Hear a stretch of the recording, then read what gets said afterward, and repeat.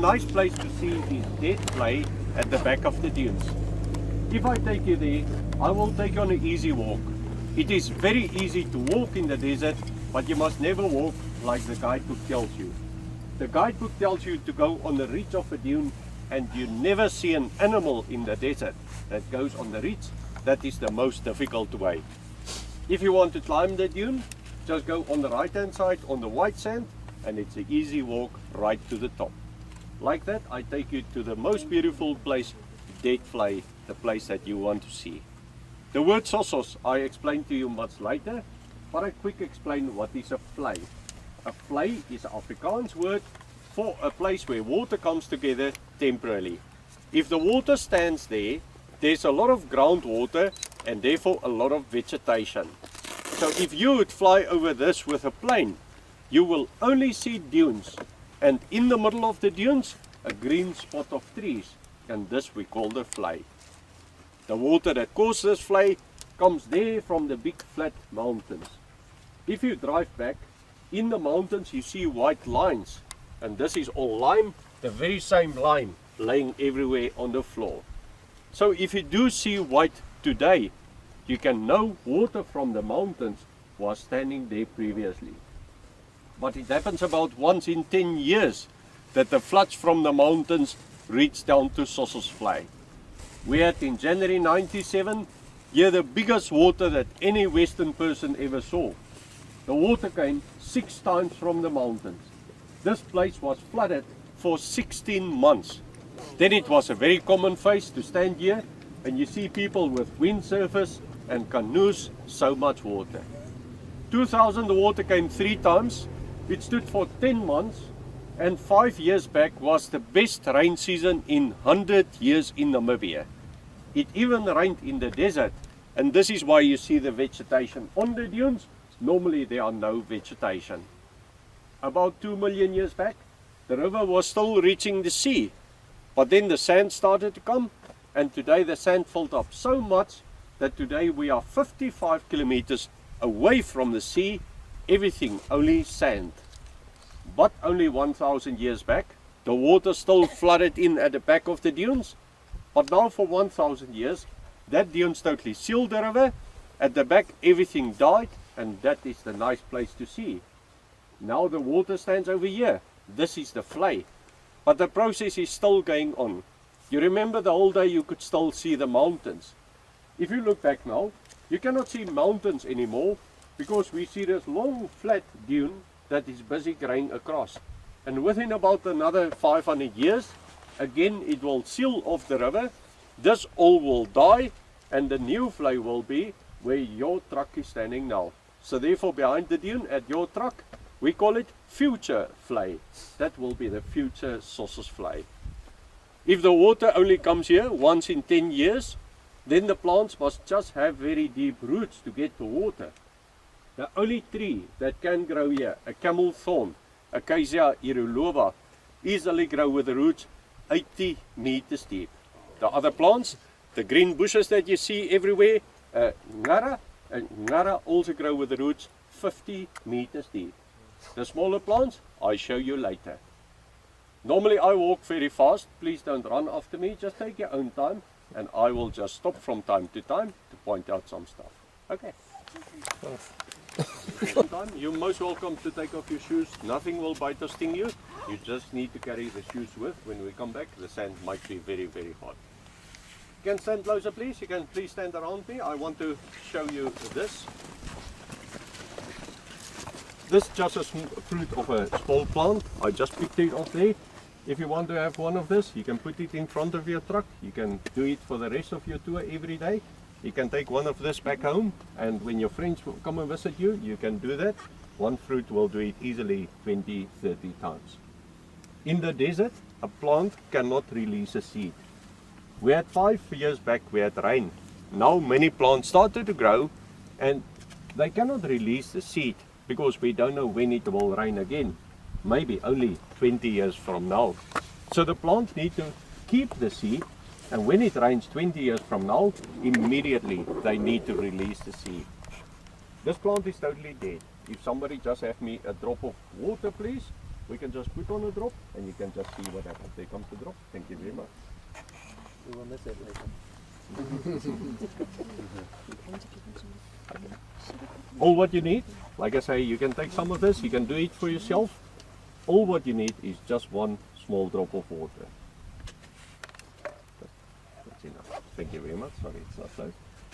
Okay, now I know you want it to jump open, but if it jumps open, the seeds will jump out and therefore a bit slower they start to open. On the inside you have 5 small strings. The day when the fruit is getting dry, the string is getting shorter and it closes and it keeps the seed safe inside. Now when it rains, the string absorbs the water and slowly it pushes open and the seeds becomes available. If no rain comes anymore, within 1 hour they will just get closed, they get dry, they close and they keep the seed safe inside. 20 years later, when it really rains, comes the first drop. The first drop opens. The second drop falls from high up in the sky on this trampoline, and the trampoline shoots everything in different directions, and 3 days later everything starts to be green. Therefore, many people in Africa believe that if it rains, it also rains seeds, because they don't see anything, and 3 days later everything starts to be green. If the plant grows, we call it a salt salad. You can eat it, it gives a very nice taste, a salt sour taste. You also do get a lot of water when the plant grows from the plant, and from there we call it a salt salad because of the salt sour taste. But you can keep this, and before we are back at the vehicle, then it will be closed again. You can put on a drop of water and one fruit will do it easily 20, 30 times. We have many plants working like this. What sort of plant is that?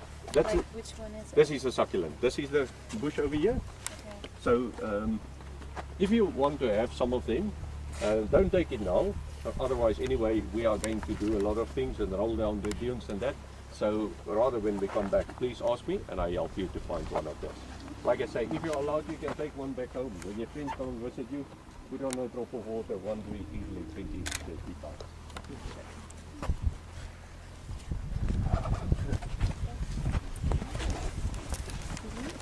I just show you a bit of footprints. I'll show you more footprints. First of all, the footprint of a jackal. A jackal, definitely in the soft sand, very difficult to say, because if you see the footprint, you must first tell whether there are nails. If it's nails, it's a dog, a jackal. If there are no nails, of course it is a cat. But there you can see, as he was running at one spot, his nail actually pulled on the sand, and there you see really the mark of the nail. I will show you, if I get better footprints, also show you the footprints of that. Then the footprint of a springbok. A springbok cannot walk in the dunes. A springbok has a small hoof, then he sinks into the sand, so the springbok comes down the river and they go back in the river. The one that really goes over the dunes is the oryx, the gemsbok, because a gemsbok has a big hoof, and very important is the hoof have a hollow part at the bottom. That means when he walks, he traps the sand and he doesn't sink into the sand. A gemsbok, oryx, can also live his whole life, 25 years, without drinking any water. He can get everything only from the plants that I explain to you later. Then the footprints of a hare. The footprints that you see there on the lower part. If a hare, like a rabbit, if they run, they land on 3 and they kick themselves away with 1. So you see always 3 in the front, 1 at the back. There also on the dune you can see it very clearly. This hare running in this direction, 3 in the front and 1 at the back. Very easy to tell it's a hare. I will just show you more on footprints. Water. Not one of that is a problem to us. On a warm day, the sand goes up to 80 degrees, but only 30 centimeters deeper. It's a nice 25 degrees, and this is where everybody is now. In the morning at sunrise, everybody goes into the sand, and only tonight when the sun sets, only then they come to surface. To breathe under the sand is no problem. It is not dust, it is small grains of sand, and between the grain of sand are some oxygen, and now the nose of the lizard and the beetle just needs to be smaller than a grain of sand. He can go in and he can still breathe under the sand. If they come out in the night, they want to eat, and we think there's no food. But it rains at the mountains. and in winter time comes the strong sandstorms from the mountains. That breaks off the grass at the mountains. That grass blows into the desert and it come and lay on places like this. So this was not grain here, but that was blown in from the mountains, and this is the food for the beetle. Now the beetle also need water. That is also no problem, because the sea is only 55 kilometers from here, and in the night comes the fog from the sea. You just need to catch it. Everybody knows from the documentaries that some of the beetles stand with his head to the sea, water collects on his body and run down to his mouth. Not everybody can do it. If a beetle have a smooth body, everything run off on the sides. And therefore a beetle that want to do this needs to have channels on his body. And in the channels, the water runs to his mouth, where it collects, and he drinks it like this. If you take a beetle with his channels on his body, standing with his head to the sea, and you compare that with a person of 70 kilograms, that person needs to drink 24 liters of water at once to get the same as the beetle. Now the beetle is nice and soppy. He's sucked out by the spider is eaten by the lizard by the snake by the snake eagle, and all the time the food and water goes on. What I tried to tell you, heat, no problem. Food, no problem. Water, no problem. It's a paradise and we have so much life. This one in my hand, Namib-Naukluft Plana, started to live in the day, because in the night it is so busy. There's so much competition, there's not space for everybody. Therefore he started to live in the day. But in the day his feet burns on the warm sand, and this is why he started to run so very fast. So this one, Namib-Naukluft Plana, is the fastest ground insect in the world. He runs a speed of about 5 kilometers per hour. You see the small footprints? He also goes very easy in the sand. You can just see if he doesn't want to go in. I think he's just looking for a place to go in. Looking for shadows for me.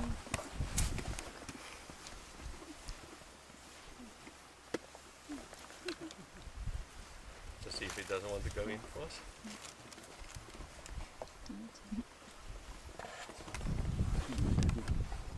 No, he decided to run. Do you see the small bicycle tracks? The small bicycle tracks, you can look at them. We have 230 different species of these beetles. So they look totally different, and also their tracks are also totally different.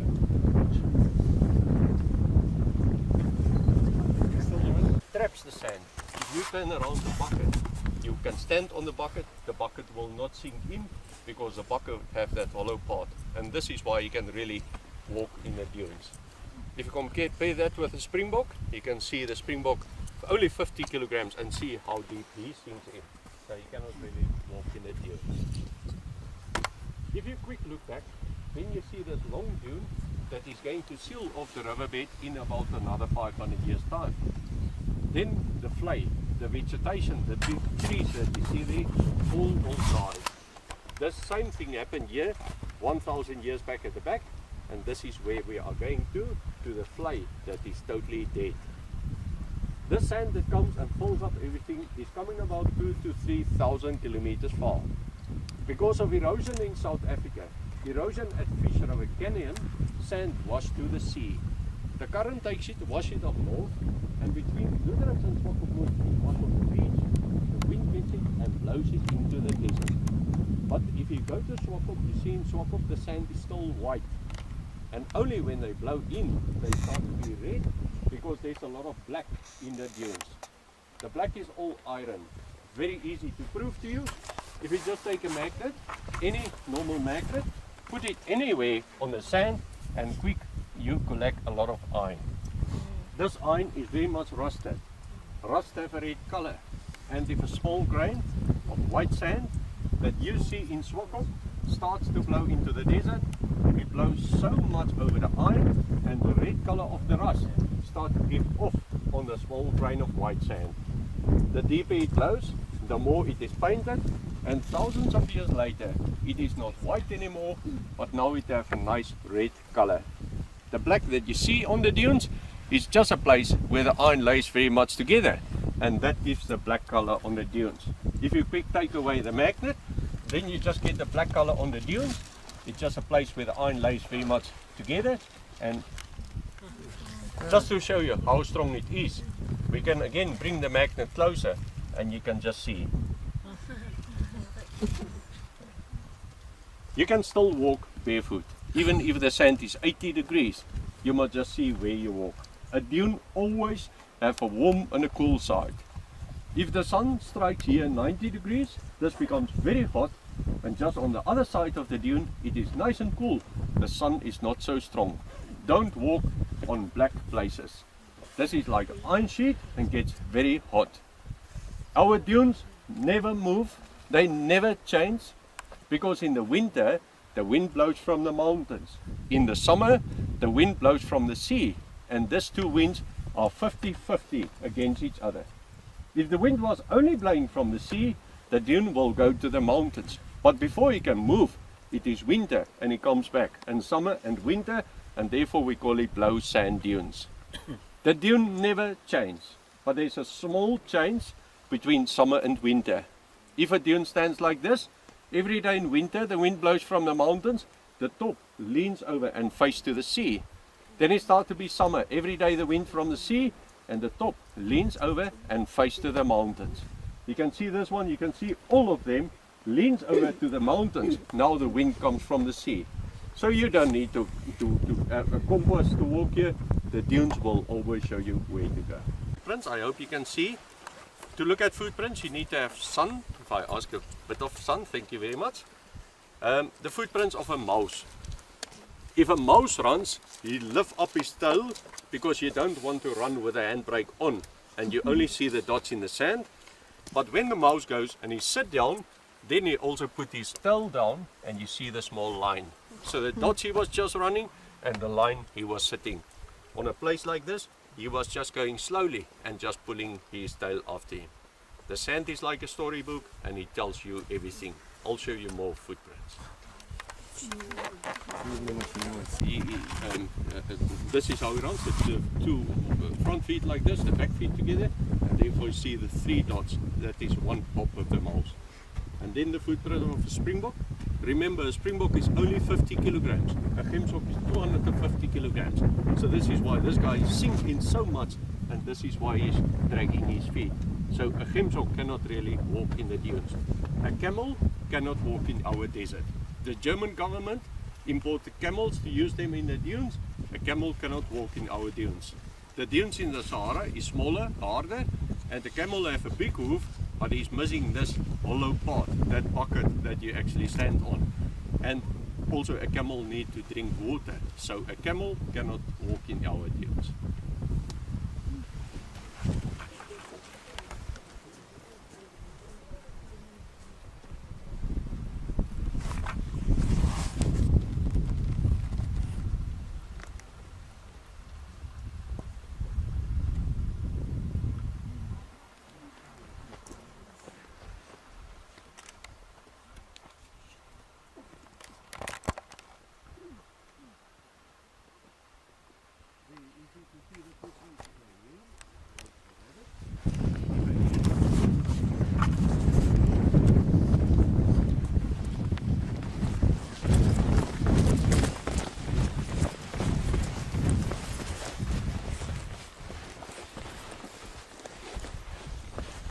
Okay, the footprints of a hare. If a hare runs, he lands on three, he kicks himself away with one, and you always see 1, 2, 3 in the front and one at the back.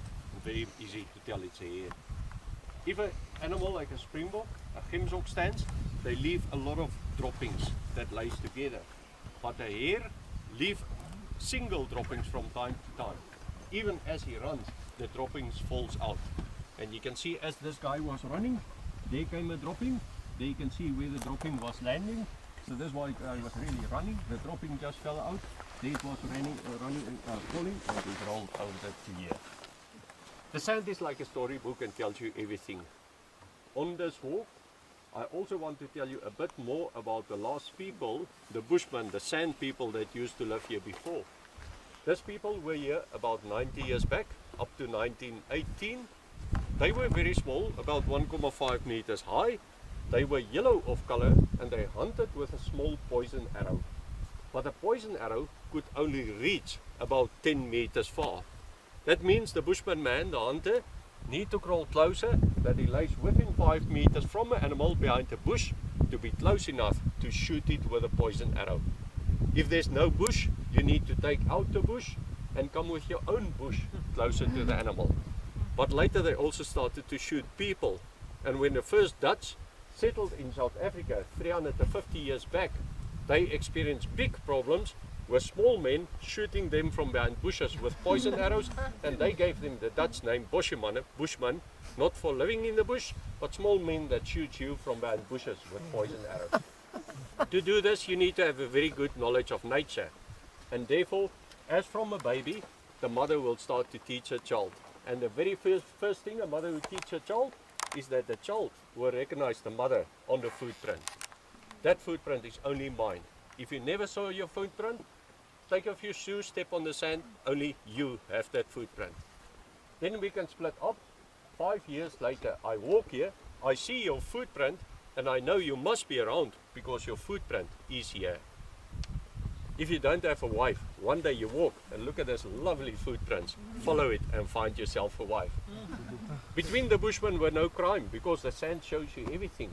So if I go and I lay down, then all of you will see exactly what I was doing if I stand up.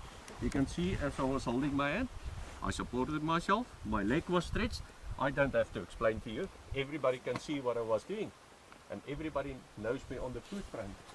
Therefore, if I smoke a pipe with your wife, everybody see what was going on.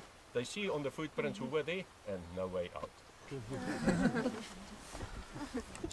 So catch it on a passive way, and when you have it, don't cook it. Eat it raw, that you eat a nice juicy lizard. This one is small. I will try to get you a bigger, better lizard later. I just want to show you again. Yeah, there's also the footprints of a lizard. A lizard walked like this, so therefore that lizard went in that direction.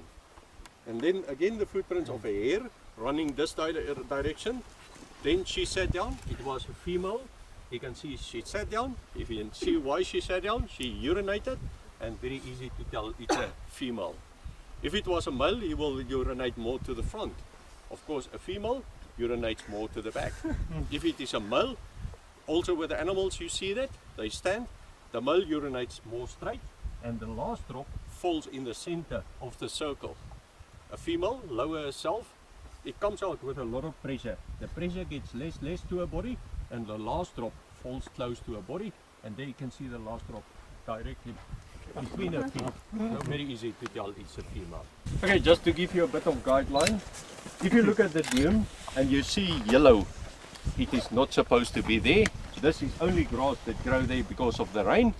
And if you see green, that is a real desert plant, because they can really live and still be green even after rain of 5 years that there's no rain. So a plant like that, this is the same plant, but we have many different ones. But a good example here, a Trianthema ururensis, also grows with a fork from the sea. The sea is only 55 kilometers from here, and in the night comes the fog, the moisture from the sea. You just need to catch it, the beetles, and the plant absorb it with the leaves, take it to the roots, and now you have a nice succulent in the dunes. And now come an animal like a gemsbok. He comes fast, he comes and he eats on the plant, and you can just see what he gets. We can just take off the small part, we can just squeeze it, and you can just see what the gemsbok gets. So much water, but now there are a few secrets. If there's only one plant, there cannot be 10 animals. Therefore the gemsbok only stays on his own. But he cannot just live around here, then he has to eat on these plants every day. So he lives in a big area, and maybe once in a month he come back and he eat on the plant. If this is how he gets his food and water, he cannot use a lot of energy. And this is why he developed these two straight horns. They are 1.2 meters long, at the end as sharp as a needle. The animals with the most effective horns for defending, so why does he have to run away? If you come closer, he's not going to run away, then he anyway kill himself using all his energy. So he keeps the passive life and he waits for you. If you are 10 meters from him, he's not running away, but he lowers his head, he attacks you. You are running away, and the gemsbok still stands. Like that, he can really live his whole life, 25 years, without tasting any water. But the Bushman could not get the water from the plant. This plant gives us diarrhea. We get it from the gemsbok. After you shot the animal, first take your fingers, take out the eyes and eat the eyes. Cut it open in the front, drink the blood. If you eat the meat, don't cook it. Then you make it hard and dry. Eat it as raw as possible, that you eat nice juicy meat. So again, don't think about water, think about any sort of moisture. I must first of all warn you that it is not easy to take a photo. A video can work, but a photo will not really work.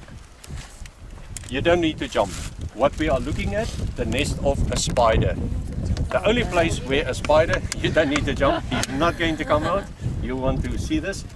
The only place where a spider can live is in the sand. A spider has at the back of his body the two finger-like things, the spinnerets, and then he glue the sand together, and then he can lift a small ball of glue. But as he's digging, he's not getting anywhere. So therefore, later he takes his spinnerets and he supports the side walls, deeper side walls, and about 5 to 6 hours later, the spider sits about 30 centimeters deep. But the enemy will see the hole, sand will blow in, the sun will shine in, and therefore they make a door. The door will open with the wind, and therefore they put Velcro, just normal Velcro around, and the Velcro keep the door closed. I will try to open the door for you. It's not always that I can. If this one doesn't work, I try to find you another one. If you do see the spider, it's a big black spider like this. You don't need to go away. You really want to see this? So, no promises, not always that I can. I first just need to break this Velcro, and I hope I can open the door for you.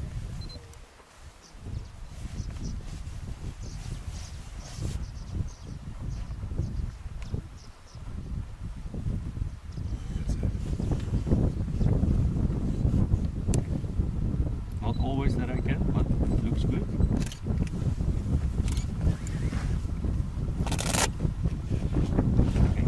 Because it's a black spider, it will be better if I take away the sun. I hope everybody can see this. I want to show you the spider. The spider will not come out. It is too dangerous outside, but he doesn't like sand in his nest. So if we throw in a bit of sand, hopefully he comes out to close the door.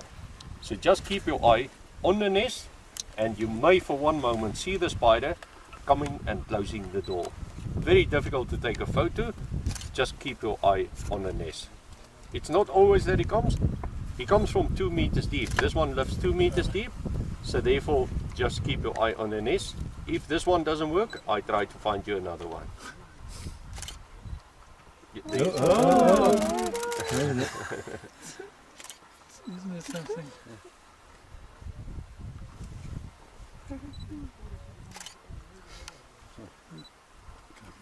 Okay, this is about that.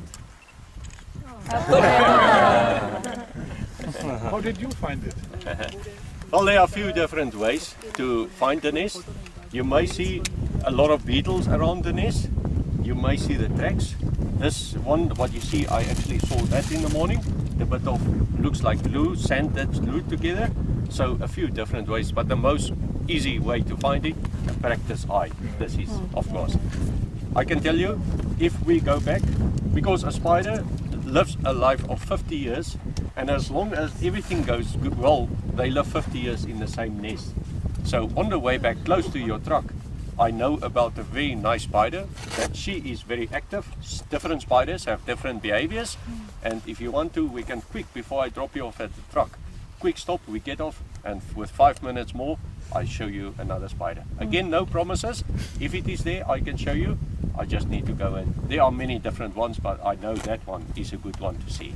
So I hope I can show you quick another one before we go back. The spider cannot come out to run around to hunt. It is just too dangerous on surface. But this is small grains of sand, and there's a lot of vibration boop, boop, boop, boop, boop, in the dunes. Beetles look totally different. One beetle, maybe a black one, doof, doof, doof, doof. A small blue one, ping, ping, ping. Another yellow one, poing, poing, poing, poing. Another one, suck, suck, suck, suck. And like that, a spider can tell within 3 meters from a nest which beetle is running past the nest. So if she eats big black beetles that go doof, doof, doof on the sand, and there she sits and she feels ping, ping, and poing, poing, and suck, suck, she doesn't come out because she doesn't eat ping ping and zak zak beetles. But when she feels the doof doof, she jumps out because she eats doof doof beetles. So jumps out, gets him, go back into the nest, and without spending time on surface. The male need to find a female, but how do you find her? So the only thing is, again, vibration. So the male runs, and about every meter he does a tap dance. So he runs tap it up, tap tap tap through the dunes. The female have 3 meters to come and 3 meters to go, that she can decide she likes his tap dance or not. If not, she jumps. She just ignores him. If yes, she jumps out. She mates with him. He tap tap tap tap through the dunes, and she go back into the nest. Then at about December, January, now this time, they may have babies in the nest. She lay about 80 eggs. The most of the eggs will hatch, and then you have the small spiderlings in the nest. It is nice to see them. If you take a mirror, you can look down and you actually see the babies running like children. They chase each other, but they also do eat each other. And she also eats some of them, and after about 6 weeks, only about 12 of them is going out. Of that 12, that is the most dangerous time in their life, being out on their own. And only about 3 or 4 of them will be adult spiders one day. If you don't see the nest, if you step on the nest, it is no problem. The sand is off and you just step it deeper in the sand. In the night she comes and she just fixes the nest again. Remember, a gemsok is 200 kilograms and he also steps on the nest. If you come with a 4x4, you spin so much, and if you haven't killed a spider yet, then you make it so compact and the spider can never come to surface again. So walking is no problem, but driving is a big problem for their life. Yourself in a ball, and the ball run down the dune. He cannot live here. His ball cannot run anywhere here. You find there next to dune 45, you find them there on that dune where there's a nice angle, and when there is a danger, he runs, he rolls himself in a ball, and there goes the ball down the dune, and he escapes the enemy like this. So everybody has his own place where he wants to live. We know about the nest now, so please don't step on the nest. You can go down and take your photos. You can leave your backpack, everything, your shoes, everything here. The sand won't be that hot that you need shoes when you come back. So you can leave your shoes, everything over here, and we meet here again. Before you go down, I just quick explain. I want you to quick look back, and then you see the Khwe. The vegetation in the middle of the desert, this we call the Khwe. And here in front of us, then the old Khwe of 1,000 years back. The last water came in 1,000 years back. We needed to come over this dune because this dune 1,000 years back totally sealed the river. The groundwater table dropped, everything died, and the trees that you see there are dead 600 to 900 years. If you eat a banana and you throw away the peel, today the banana peel will dry out so much. There's no moisture and it cannot rot, and a banana peel stay 30 years in the desert. And orange peel about 60 to 80 years. For the same reason the trees are still standing after they died 600 to 900 years. So if you go down, don't touch the trees very hard, otherwise you may get splinters in your hand. The last water came in 1,000 years back. From the right hand side, it flooded in and it was standing in front of the big dune. And this is why there are no trees in front of the dune. But now for 1,000 years, no water comes here anymore. And this is why a new dune started to build. And this is why we see 2 separate places. There are already trees buried under the sand. That dune is busy growing, all the dunes are busy growing. And say 700-800 years from now, everything will be filled with sand. So if you can take away the dunes from here to the sea, under the dunes must be a lot of sceneries like this, because it was all riverbed filled up so much that today we are 55 kilometers away from the sea. In the desert it's very difficult to tell distance and depth. From where the white starts up to the big dune is 1.3 kilometers. The trees only stand in 400 meters, and from the last tree you still need to walk 900 meters to get to the dune. The dune is only a baby, only 220 meters. You can see a person sitting on top of the dune. That is only 220 meters. Dune 45 only 120 meters, and the big ones there far at the back 350 meters. They cannot grow any further. Up there, the winds are very strong and keep them on 350 meters. And a big dune like that, we call it a matured dune, is fully grown. There's no space for sand anymore. If you have seen the film from Jennifer Lopez, The Cell, then you remember the place. At the back, you see a tall dead tree standing next to green bushes.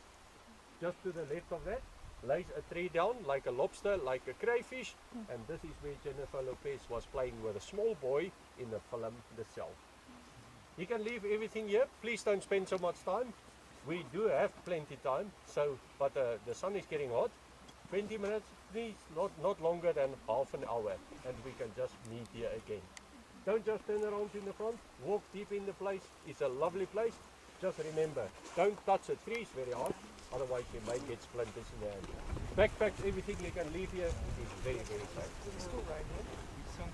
It is almost impossible to rain in the desert. Yeah, the winds come from the sea and they actually push away the clouds. And it is actually, we had this rain of 5 years back, and otherwise we don't really think of rain close by. Yeah. I can quickly explain you about the trees that are still alive. The trees didn't really die because the water was not coming here, because that is camelthorn trees and not growing on surface water but growing on underground water. After the place was totally sealed off, then also the groundwater table started to drop. And this is why the old trees died first, about 900 years back. Because the old tree doesn't make new roots, he just dies. But about 600 years back, the groundwater was so deep that even the young trees died because of no water. It was just too deep. But then about 300 years back, more floods came down. The groundwater table filled up again. Not only there, but also here under the dunes. And that means a new tree could start to grow again. A gemsbok ate the fruit of a camelthorn tree. In his droppings, he carried some seeds over the dunes. It rained, the seeds started to grow, they found the groundwater, and there they are still standing today. Young trees of about 300 years old, a camelthorn reached a life of about 800 years. So that green trees is from a total different era than the dead trees. The dead trees are dead 600 to 900 years. Okay, enjoy. Lizard is something very good to eat, but there's no use to run after a lizard and you use more energy than what you get back. So catch it on a passive way. I was standing on that side, but there came a lizard and I believe he went into the sand. I didn't see himself, but we can just see if he is not there. And there's the lizard. Okay. Very easy.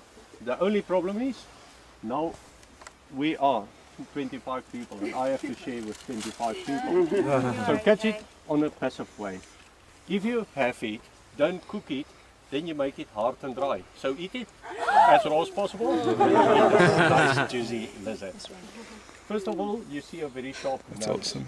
The nose, the nostril, is smaller than a grain of sand and it can still breathe under the sand.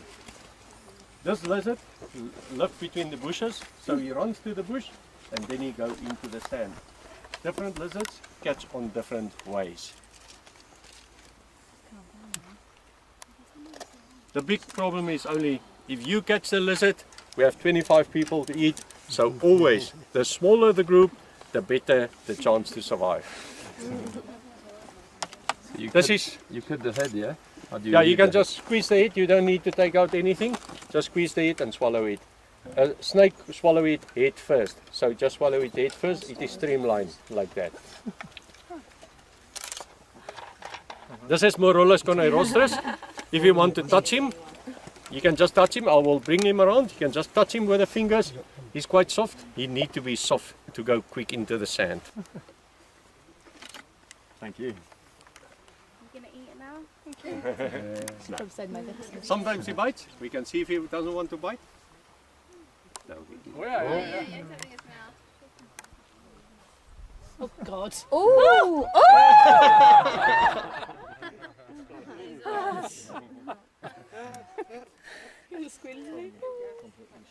There you go, just back in the... You can just take your hat, throw your hat in the air, he thinks it's a bird, and he will just dive in the sand. You see the lizard? Yeah. Okay, I can catch him for you. You see it? Yeah. Chase it. Okay, and you see if there comes a bird?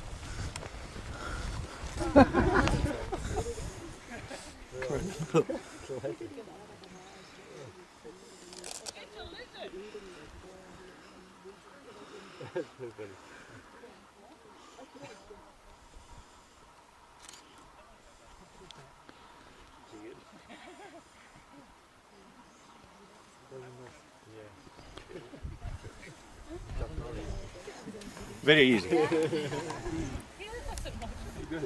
Little different one, much sharper nose. Yeah. I want you to touch this one. The other one was quite rough because he first ran to the bush and then he go into the sand. This one need to be very, very smooth that he can go quick into the sand. Okay. I want you to touch this one. Really baby skin. Oh, yeah, oh gosh, he's around. Yeah. Interesting, eh? Will you eat that one then? No. You can also eat it. Is he as tasty? Well, I think this one is more tasty. The bird eats the plant and he gets you this water from here. This is the Thema Yerurensis that I squeezed for you. It's very important to use selective grazing. This bush is quite full of water. You may pass some of them that have no water. If a gemsok eats that, he needs to drink water because he eats that and he needs to get it through his body. With this one, of course, he doesn't use any water at all. So again, we can just see how nice soppy it is. We can just take off a piece of this and we can just squeeze it and you can just see all this water. So no problem, and this is where the animals get his water. So we don't want rain. Rain makes the sand hard. No one can go in and out. Rain replaces oxygen by water. No one can breathe under the sand. If you step on him, if a gemsok step on him in soft sand, it is no problem. Hard sand, you will kill him. So for many reasons we don't want rain, but we want to have the fog. The fog comes in the night, and in the night there's no sun, it doesn't evaporate, they can really absorb it, and then you have the nice succulent, and after that comes the gemsok that gives it over to the Bushman that used to live here before. The beetle gives it to spiders, scorpion, lizard, snake, and all the time it goes like this. But this is a real desert plant. We only have sand, we don't have any landmarks. But because the dunes never change, we can use the dunes as landmarks. If you drive back now 30 kilometers from here, you go through the river and there is the first of the big blow sand dunes, and there they started to number 1, 2, 3, 4. We carry on.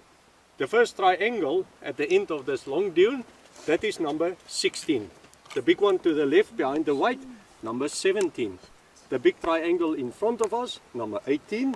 The big one behind the vehicles that looks like a lizard, tail this way, number 19, and like that there are 28 dunes numbered.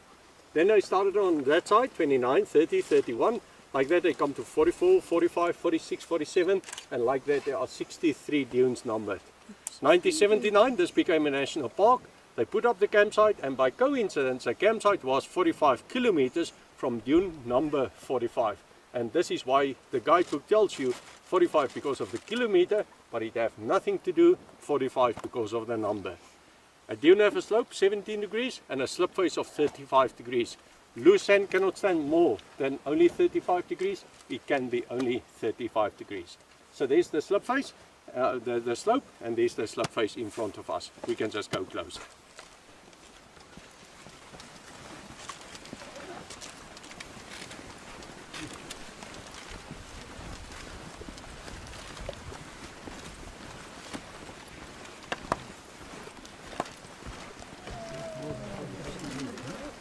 Looks more, but it can be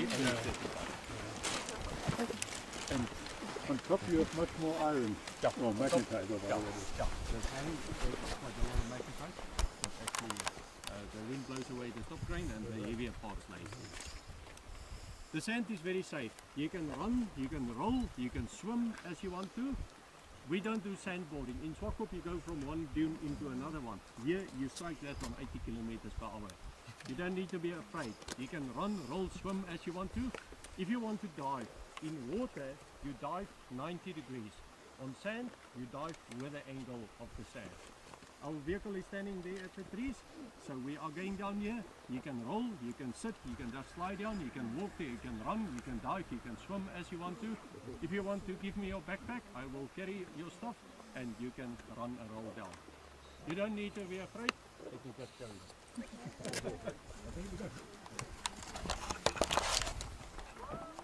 Okay,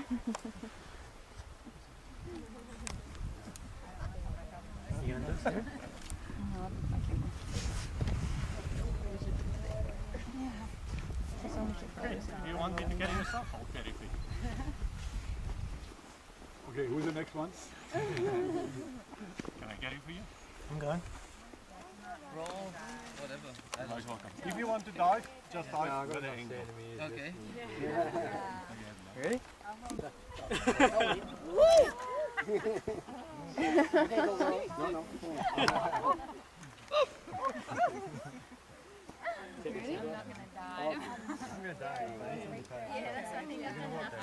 Anybody else that wants me to carry stuff?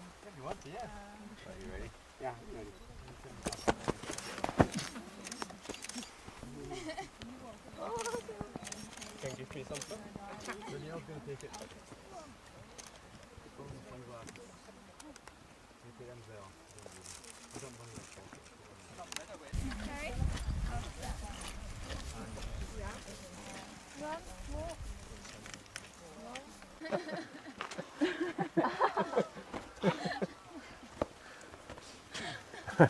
That's fun. Thanks a lot. Perfect, you're welcome. Very good. Okay, I picked up the magnet. To send. Men had a small guy and a woman a small skirt.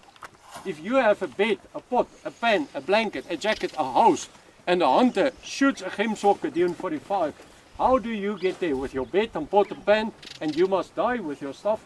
The people that have nothing, they can carry on to life. Might be that we haven't eaten for 3 days.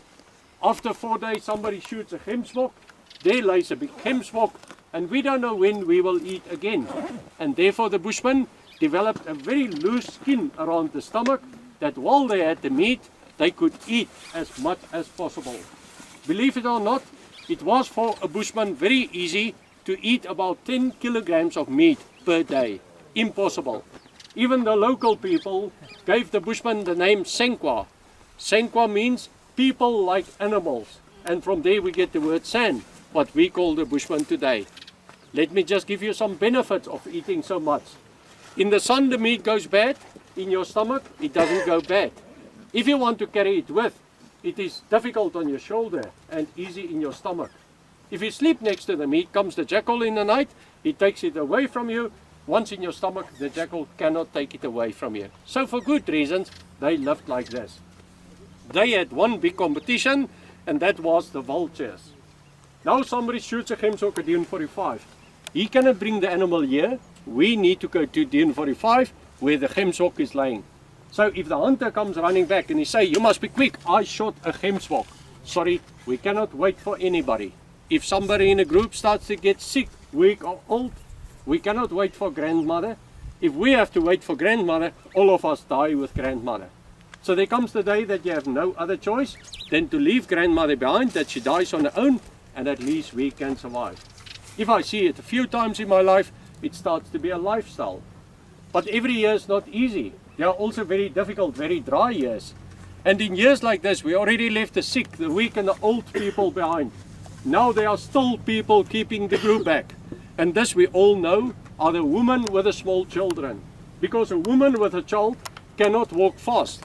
You cannot allow that a small child keep a woman back and the woman die with a child. So there comes the day that you have no other choice than to leave some of the children behind, that the woman can walk faster. Anyway, she can just have another child again when things is going better. If the Bushmen had to leave some children behind, they would rather leave the baby girl and take the baby boy, because the baby boy is the hunter of tomorrow. Tomorrow you have 5 men looking for after one woman, and she can raise one baby successfully. So everybody just saw the Bushmen as animals. No one could think that these people could live like this, leaving their children behind in the desert, sleep without a blanket on a cold night, eat 10 kilograms of meat per day. And therefore in 1928, if you went to Etosha, it was a good visit to Etosha, not when you saw lions, but when you saw Bushmen. And everybody was so afraid of them. You never know when there's a Bushman behind the bush, ready to shoot us with his poison arrow. And therefore in 1920, Namibia, Botswana, Angola and South Africa, you could still freely hunt Bushmen. Later you were not allowed to shoot a Bushman, but you needed a license or a permit to shoot a Bushman. Everybody hunted the Bushman, not only Western people. Long time back, before the first Western people came here, it was also the local people of the mountains to come to shoot Bushmen. If there's water, the Bushmen will come out of the dunes. And of course the Bushmen had to defend themselves against the people from the mountains, from behind the bushes. They shot the brown people with the poison arrows. They killed everybody, and not one went back to tell what happened. And therefore that people of the mountains never wanted to come here anymore. Everybody that ever came here just disappeared in the sand. And therefore they gave this place the name Sossus. You must put a T in the front and you get the word Sossus. That means the place where people disappear in the sand. But remember, we cannot say the name of the green bush, Ngara. We just talk about Nara. We cannot say Sossus, and we just talk about Sossus. But it comes from Sossus, the place where people disappear in the sand. Now yeah, so much more to tell, so much more to show. Unfortunately, that was the time, and that was my story for the day. There's the vehicle, I have to take you back. But like I promised, we can quick look and see if we can see the spider. If we see that spider, it is a very nice one. I hope, no promises, but I hope I can show it to you. Maybe at the back you don't see so good. You can come closer, please. The front ones can kneel. I want you to see my finger. There's also good places over here. Everybody happy that you can see? If you cannot see my finger good, then you please place yourself that you can see. Everybody happy? And I say again, it's not easy to take a photo. There's the door, the spider. Like I said, spiders have totally different behaviors. And this is quite a aggressive spider. This.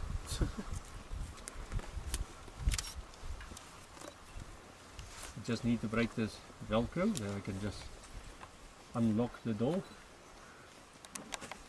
Wow.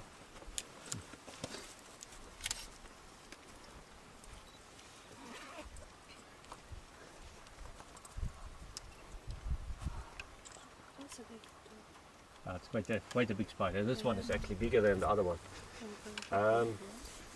Maybe, yeah. Okay, I hope you can see. Everybody happy? We throw in a bit of sand, no promises, but I know this one is quite active. Just keep your eye.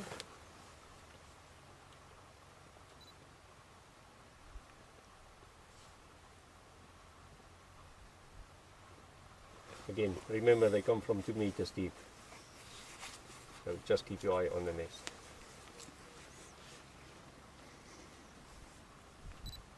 No promises, not always that they come.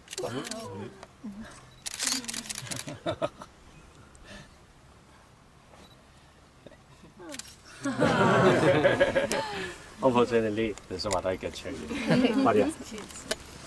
I say again, what I said to you, everybody is about 30 centimeters in the sand. So if you can take these dunes and like you peel a banana or an orange with a knife, if you peel that 30 centimeters deep, then you really get to the life about 30 centimeters. So today you walk over scorpions, spiders, snakes, everything in the sand, they won't come out. Even if you jump, you never go in 30 centimeters. But yeah, I hope you saw the place better. Yeah, thank you. Yeah, thanks a lot. Would it be like sewing that hole up again now, or would he do that later? No, now it's stored. He cannot come close to surface. He cannot, he will do it tonight. And tomorrow morning it will look like that. He's in one that cleaned the nest. And on the dunes, normally there are no vegetation. About 2 million years back, the river was still reaching the sea. But then the sand started to come, and today the sand filled up so much that today we are 55 kilometers away from the sea, everything only sand. But only 1,000 years back, the water still flooded in at the back of the dunes. But now for 1,000 years, that dunes totally sealed the river. At the back everything died, and that is the nice place to see. Now the water stands over here. This is the Khwe. But the process is still going on. You remember the whole day you could still see the mountains. If you look back now, you cannot see mountains anymore because we see this long flat dune that is busy growing across. And within about another 500 years, again it will seal off the river. This all will die, and the new Khwe will be where your truck is standing now. So therefore behind the dune at your truck, We call it fuel. You can put it in front of your truck. You can do it for the rest of your tour every day. You can take one of this back home, and when your friends will come and visit you, you can do that. One fruit will do it easily 20, 30 times. In the desert, a plant cannot release a seed. We had 5 years back, we had rain. Now many plants started to grow, and they cannot release the seed because we don't know when it will rain again. Maybe only 20 years from now. So the plants need to keep the seed, and when it rains 20 years from now, immediately they need to release the seed. This plant is totally dead. If somebody just have me a drop of water, please, we can just put on a drop and you can just see what happens. There comes the drop. Thank you very much. We will miss it later. All what you need, like I say, you can take some of this, you can do it for yourself. All what you need is just one small drop of water. That's enough. Thank you very much. Sorry, it's not that. The water that causes this flay comes there from the big flat mountains. If you drive back, in the mountains you see white lines, and this is all lime, the very same lime laying everywhere on the floor. So if you do see white today, you can know water from the mountains was standing there previously. But it happens about once in 10 years that the floods from the mountains reach down to Sossusvlei. We had in January 97 here the biggest water that any Western person ever saw. The water came 6 times from the mountains. This place was flooded for 16 months. Then it was a very common face to stand here and you see people with windsurfers and canoes, so much water. 2000 the water came 3 times. It stood for 10 months, and 5 years back was the best rain season in 100 years in Namibia.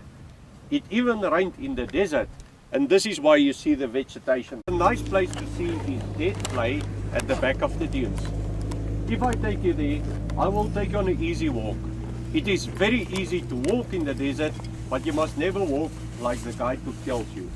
The guidebook tells you to go on the ridge of a dune, and you never see an animal in the desert that goes on the ridge. That is the most difficult way. If you want to climb the dune, just go on the right hand side on the white sand, and it's an easy walk right to the top. Like that, I take you to the most beautiful place, Dead Flay, the place that you want to see. The word Sossos I explain to you much later, but I quick explain what is a flay.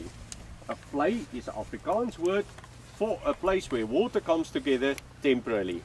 If the water stands there, there's a lot of groundwater and therefore a lot of vegetation. So if you would fly over this with a plane, you will only see dunes, and in the middle of the dunes, a green spot of trees, and this we call the flay. Future flay, that will be the future Sossusvlei. If the water only comes here once in 10 years, then the plants must just have very deep roots to get the water. The only tree that can grow here, a camel thorn, Acacia irulova, easily grow with the roots 80 meters deep. The other plants, the green bushes that you see everywhere, ngara also grow with the roots 50 meters deep. The smaller plants, I show you later. Normally I walk very fast, please don't run after me, just take your own time, and I will just stop from time to point out some stuff. Okay. You're most welcome to take off your shoes. Nothing will bite or sting you. You just need to carry the shoes with. When we come back, the sand might be very, very hot. You can stand closer, please. You can please stand around me. I want to show you this. This is just a fruit of a small plant. I just picked it off there. If you want to have one of this,